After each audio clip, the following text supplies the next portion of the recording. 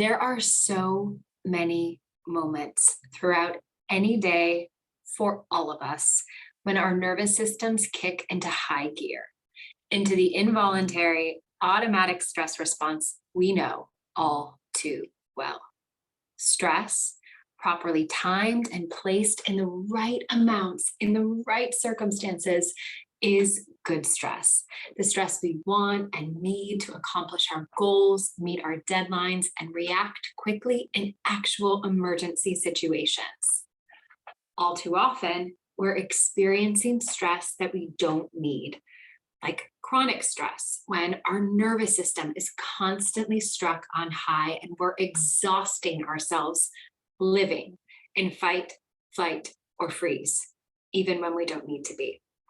Or like false alarm threats that trip off our stress response in our nervous system because it's exquisitely designed and precisely sensitive.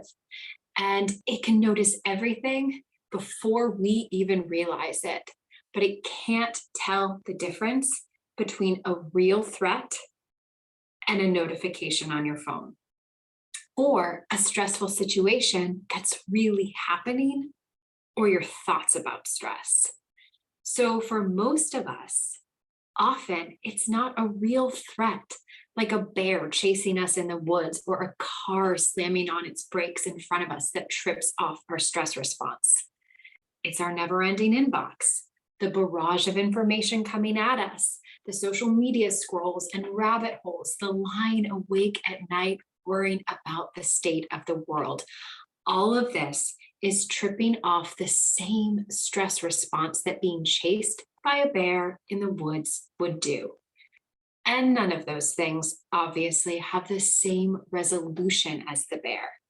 We're not going to outrun or get eaten by our inbox. In other words, there's no natural end to the stress response because there's no natural end to the situation that's caused it. Luckily, we have not so ancient parts of our system too, like our prefrontal cortex, the thinking part of our brain that sends a message to the ancient parts of our system and says, "You're all right now." That was a false alarm. Or that was just my Slack notification. Or it says, "The workday is done. You can stop revving me up. I'm going to make dinner and relax with my family."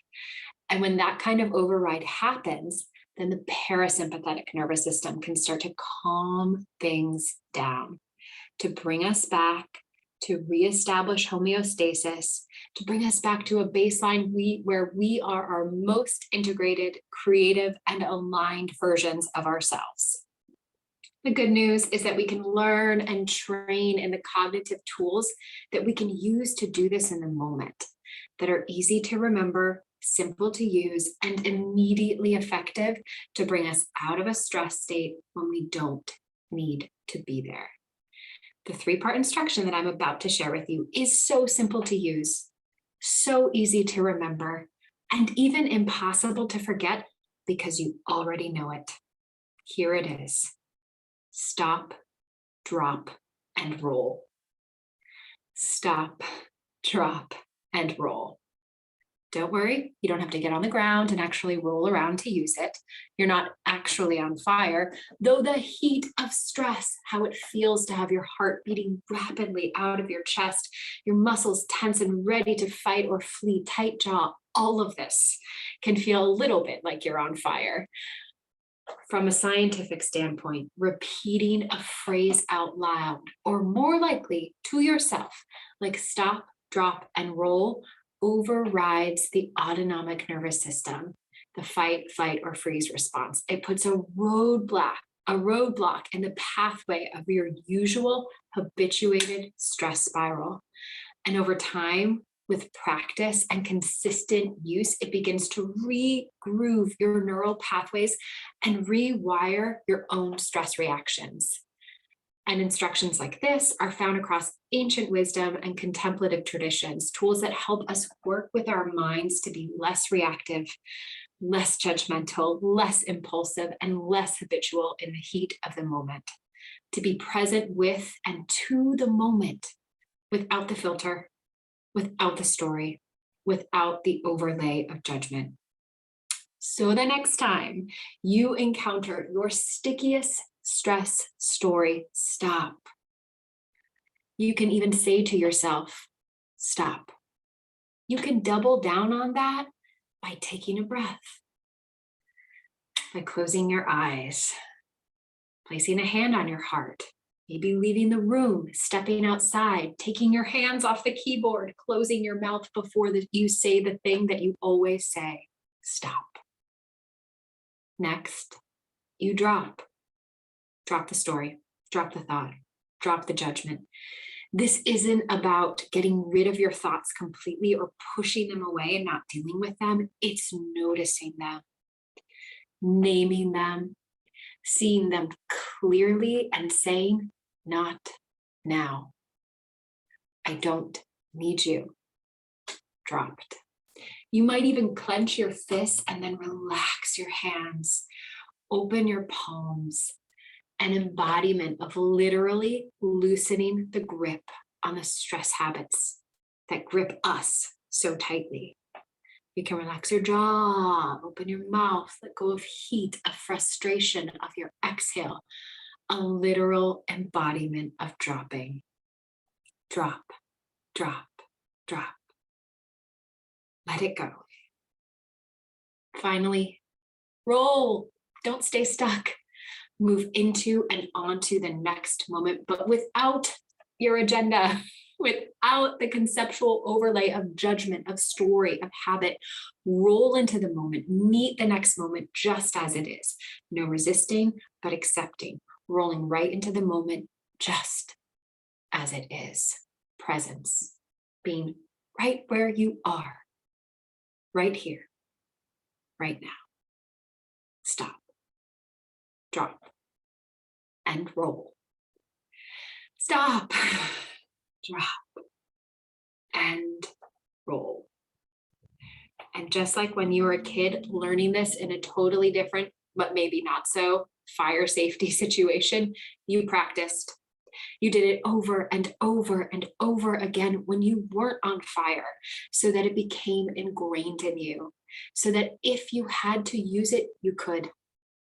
You know it so deeply, you could use it in the moment. And that's what we can do with stop, drop, and roll. Like any stress management tool, we can learn it. We can train in it, and we can practice it even when we're not on fire. So go ahead right here.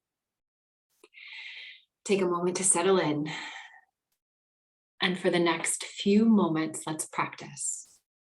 Stop, drop, and roll. Let's practice dropping the story and working with our thoughts, experiencing our emotions without a narrative, without opinions, seeing if we can embrace what we find in our minds and on our hearts with open and compassionate awareness, present to it all. So you might close your eyes, you might take a hand to the heart, a hand to the belly, take a deep breath, get here. And we'll distill all of these instructions down into those 3 simple steps. Stop, drop, and roll. Whatever you encounter in your next few moments of practice, physical sensations, thoughts, feelings, emotions, stories, when you notice yourself getting carried away by them, first, stop. Be fully present to what you find. Next, drop any story you have about it, any judgment, any opinion, any narrative, any emotion. The need to do something, to react to it, to change or solve or fix something. Drop. Finally, roll. Engage the next moment without an agenda. Just be fully present. Stop, drop, and roll. Let those words resonate as you settle in, as you find your body, as you find your breath. Each moment here, can you be fully present? And as soon as you notice yourself getting carried away from this moment or snapped up by some story or thought, can you stop? Can you drop it? Can you roll into the next moment without an agenda? A few moments just like this. And whenever you wander away, can you come back? Be fully present. Stop when you feel yourself getting hooked, spiraling away, or shutting down. Put a hand to your heart, take a breath. Drop the story. Drop the emotion, open your mouth. Embody letting go of the breath. Loosen your literal grip. Relax your fingers, relax your jaw. Drop into it. Let it go. And roll into the next moment without your agenda. Fully present. Stop, drop, and roll. Stop, drop, and roll. Stop, drop, and roll. Okay. Enough practice for now. Remember this the next time your stress sets you on fire. Stop, drop, and roll.